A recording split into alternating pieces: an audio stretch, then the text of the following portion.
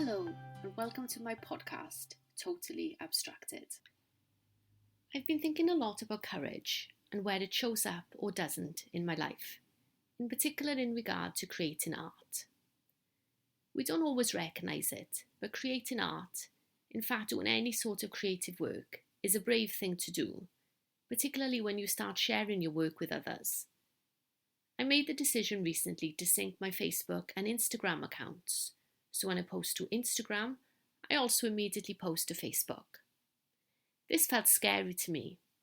On Instagram, I'm more open and honest about my art and my vision. I find myself more circumspect on Facebook, where my closest family and friends are. Why is that? I suspect it's because whilst I'm building a network on Instagram, most of my followers there do not know me in person. Our interactions are through likes and hearts only. On Facebook, my community are my friends and family, people I see regularly, some people I've known since I was a child. I feel more apprehensive sharing my work with them because I'm more scared of their criticism and judgment. It would hurt more. In addition, through my art, I'm starting to share parts of me I've not shared with other people, parts of me I keep hidden from everyone, bar my husband and daughter. Now, Instagram hashtags also get shared to Facebook when you share the same post on both, and that's made me apprehensive. I have OCD, and sometimes hashtag OCD art is one of my tags. Yet most of my closest friends and family do not know this. I don't talk about my OCD with them. But now if they look at the tags, they will see it, and they thereby know something about me I've never chosen to share with them. That makes me anxious and raises all sorts of questions about why I've not shared it with them. And I think that's for another day. But the point today is more about courage. I'm having to show courage in keeping that tag in letting the post be shared as is to Facebook, sharing that information about myself.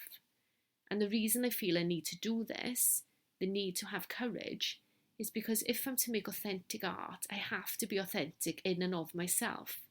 And part of that is being more open and honest with those around me. Anytime you put your work out there, you make yourself vulnerable to judgment and criticism, and that takes courage. I rarely ask people for feedback on my art. If I'm honest, I'm scared of criticism. I feel really vulnerable about my art. I put my heart and soul into it, made it the very best it can be, so criticism will sting. Even though I know some criticism, constructive criticism, could help me grow and develop as an artist. But I'm scared, I lack courage, and I know that needs to change. And of course, not all criticism of art means there's something wrong that needs to change. Sometimes it's because someone just doesn't like what you've made. Your work just doesn't appeal to them. All artists have to accept the fact that not everyone is going to like their art. It's important to trust your own vision with your art so that even if someone criticises it, you know it has integrity. You know it's true to your vision and you believe in it. When you believe in your art and when it expresses your truth, I think criticism cannot really touch you.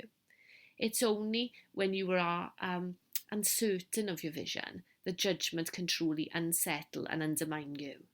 If your art comes from a place of clarity and strength, it can stand tall and speak its truth. And of course, this is true in all areas of life. If you are clear who you are and what you stand for and speak to truth, you are on the strongest footing of all. But this isn't easy. It requires digging deep, discovering what you truly feel and believe, and this means making yourself vulnerable. All art has to stem from a place of vulnerability. When you open yourself up to express yourself in art, you make yourself vulnerable, even if no one ever sees your art. And this vulnerability means the moment you put brush to canvas or pen to paper, you are being courageous. When you take that extra step of sharing it on social media, or even that bigger step of making it available for sale, which is, where I am at the moment, you are being even more courageous. You are putting yourself out there into the world saying, look at me, look at what I feel, let me share part of me with you. You're also saying to potential collectors, if this resonates with you, if it speaks to you, then it's available to buy. You can keep it forever. And when we do this, we are reaching out for contact, connection and response. And that is always a courageous thing to do, but it's always worth doing. And it's something I am doing more and more of in my life. This podcast is a perfect example of that. We share ourselves and our stories through our art, and that takes courage, but I believe it has to be done. This is how we show up and make a difference in the world. We share our art to share ourselves and to find the people who resonate and connect with that expression of ourselves.